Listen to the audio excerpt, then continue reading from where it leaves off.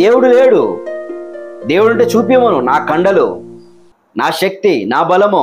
రింగులో దిగితే ప్రత్యర్థులకు భయం పుట్టేది, వణుకు పుట్టేది.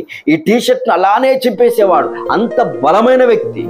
డబ్ల్యూడబ్ల్యూ చరిత్రలో ఒక ఉన్నతమైన స్థాయిని సంపాదించిన వ్యక్తి, కోట్ల ఆస్తులు కలిగిన వ్యక్తి, హోదాను కలిగిన వ్యక్తి, ఘోరమైన పాపముతో నింపబడిన వ్యక్తి, దేవుడు లేడు అన్న వ్యక్తిగా జీవిస్తూ వచ్చాడు. కొన్ని రోజుల్లో చనిపోతాననుకున్నప్పుడు తను బాప్తిసం తీసుకున్నాడండి.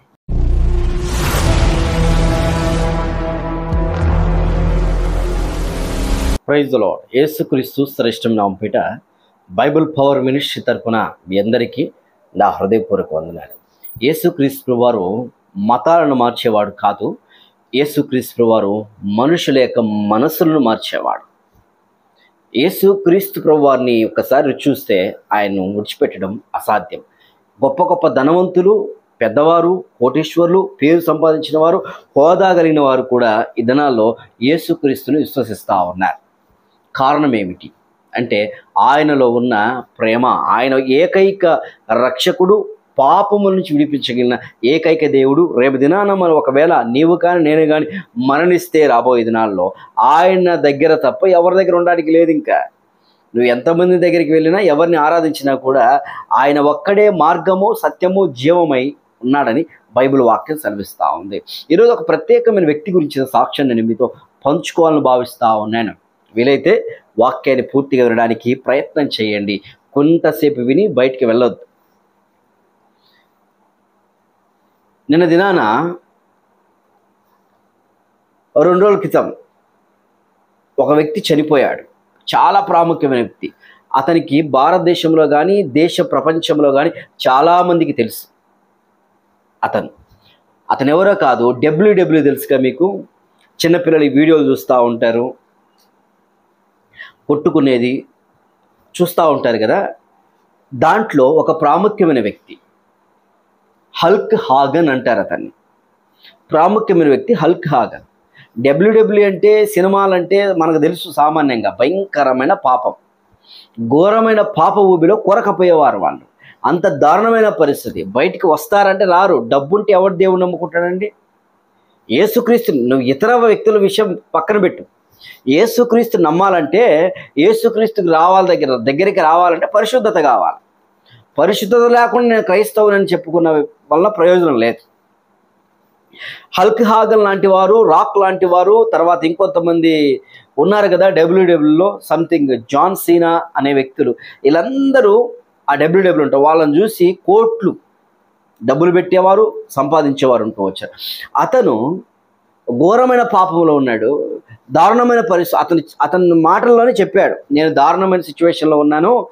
ఈ యొక్క డబ్ల్యూడబ్ల్యూ అనేది పాప ఊబులో కొరకపోయాను, నన్ను రక్షించేవాడు ఎవడు అన్నట్లుగా బ్రతుకుతూ వచ్చాడు. అయితే అతను నిన్న 2 రోజుల క్రితము చనిపోయాడు. హార్ట్ అటాక్ వచ్చి చనిపోయాడు. ఇంట్లోనే మరణిస్తూ వచ్చాడు.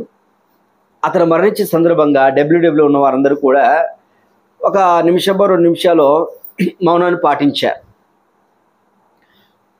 ఇప్పుడు ప్రతి ఒక్కరు చనిపోయేది, చనిపోకుండా ఎవరు ఉండరు. కానీ నేను చెప్పబోయే విషయం ఏంటి తెలుసా? అతను చనిపోక ముందు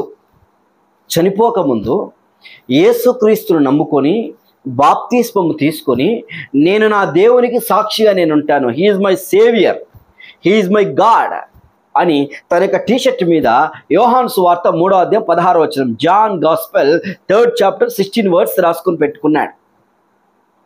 మరణిస్తున్నాడు అనగా కొన్ని రోజులకు ముందుగా జరిగిన సంఘటన.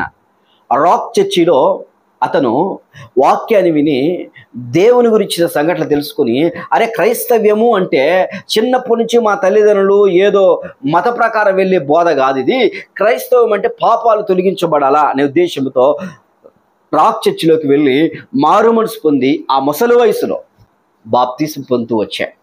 ఎంత గొప్ప సంఘటన చూస్తూ వచ్చారా? అప్పటి నుంచి అతను దేవుని వాక్యాన్ని ప్రకటించేవాడు. అనేక మంది స్వార్థ వచ్చేవాడు.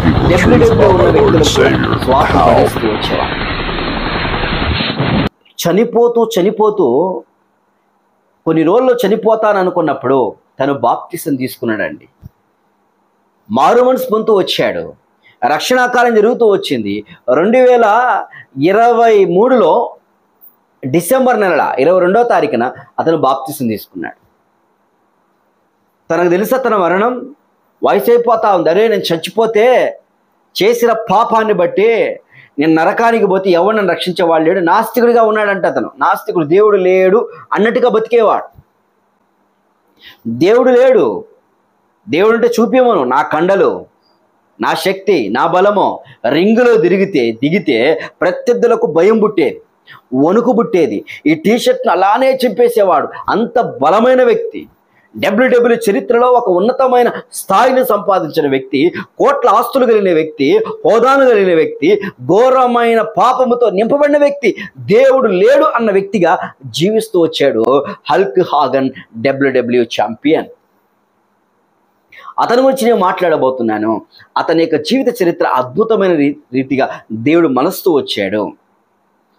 కుడి పక్కన దొంగ చనిపోతూ ప్రభువా నా పాపాలను క్షమించు అనగానే దేవుడు తన పాపాలను క్షమించాడు. పాపాలను క్షమించు ప్రభువా అన్నప్పుడు యేసుక్రీస్తు ప్రభువా క్షమించగలిగిన వాడుగా ఉన్నాడు. ఆ వ్యక్తి ఘోరమైన అపవిత్రతో, ఘోరమైన పాపముతో పశ్చాత్తాపడి ఎన్నో నష్టం పొంది, పాపం వల్ల ఎన్నో నష్టాలు చేసి, అపవిత్రమైన కార్యాలు చేసి, ఘోరమైన పరిస్థితిలో ఉన్నప్పుడు భార్య వదిలిపెట్టేసింది, పిల్లలు వదిలిపెట్టేశారు, ఘోరమైన సిచ్యువేషన్లోకి వెళ్ళాడు అతను. ఆ సమయంలో నా దేవుడు నాకు కావాలి. నేను అనుకున్నాను నా డబ్బు, నా హోదా, నా బలము, నా పలుకుడు అనుకున్నాను, కానీ ఇప్పుడేమీ లేదు. 70 సంవత్సరాలు అతనికి, చిన్న వయసు కాదు. ఆ సమయంలో బారుముడిసి పొంది బాప్తిసం తీసుకున్నాడు. అయితే అతను చేసిన పూర్తి పాపాలు క్షమించబడతాయా? తెలిసి చేశాడా, తెలియక చేశాడా? తెలియక చేశాడు తను పాపం. తెలియక చేసినందువలన తన పాపాలు క్షమించబడుతూ వచ్చాయి. ఒకవేళ తెలిసి తెస్తే పాపాలు క్షమించబడతాయంటే దానికి ఏ మాత్రమో విరుగుడలేదు. అక్కడ ఒక వ్యక్తి ఉన్నాడండి, కావాల్సి హత్య చేశాడు, తెలుసు హత్య చేసినట్లుగా, హత్య చేస్తున్నానని తెలుసు, పోయి క్షమాపణ అడిగాడు. ఏమవుతుంది? ఎలా జరుగుతుంది? తను నేను చంపితే ఇలాంటి పరిస్థితుల్లోకి వెళ్తాను, యేసుక్రీస్తును నమ్ముకొని యేసుక్రీస్తుని ఎరిగి కూడా పాపము చేయటం వలన అతనికి నరకం సంప్రాప్తమవుతుంది. ఒకవేళ తెలుసో తెలియకో చేసిన పొరపాట్లు వలన చనిపోతే అతను నరకానికి వెళ్ళాల్సిందే. కానీ క్షమాపణ ఉంది, పాప క్షమాపణ. ఈరోజు చాలామంది అంటారు యేసు వారు నరహత్య చేసినా కూడా, లేకపోతే ఇంకేదైనా పాపం చేసినా కూడా క్షమిస్తాడా ఆయన అని, క్షమాపణ ఇస్తాడా, శిక్ష పడాల్సిందే కదా అని మాట్లాడుతూ ఉంటారు చాలామంది. ఖచ్చితంగా శిక్ష పడాలా, శిక్ష పడకుండా ఉండదు. తను చేసిన పాపానికి ఖచ్చితంగా తను శిక్ష అనుభవించాల్సిందే. కానీ పశ్చాత్తాపడ్డాడు కాబట్టి అతనికి క్షమాపణ దేవుడిస్తూ వచ్చాడు. ఇక లేదండి, తను చేసిన తప్పును బట్టి అతనికి ఖచ్చితంగా ఇదిగో ఈ శిక్ష పడాలా అని చెప్పి అనుకుంటావా? నీవు నేను ఏ స్థితిలో ఉండేవాళ్ళం ఈరోజు? ఉదాహరణకి నీ కుమారుడు ఉన్నాడు, నీ కుమార్తె ఉంది, వాళ్ళు తప్పు చేశారు, దొంగతనం చేయొద్దు అని తెలుసు వాళ్ళకి. జోబిలో డబ్బులు ఉన్నాయి, తీసుకున్నాడు. నువ్వేం చేస్తావు? చెయ్యి ఇరిచేస్తావా, లేదా చంపేస్తావా? ఏం చేస్తావు? ఒక తండ్రిగా క్షమిస్తావా లేదా? ఈ దినాలు అదే జరుగుతూ ఉంది.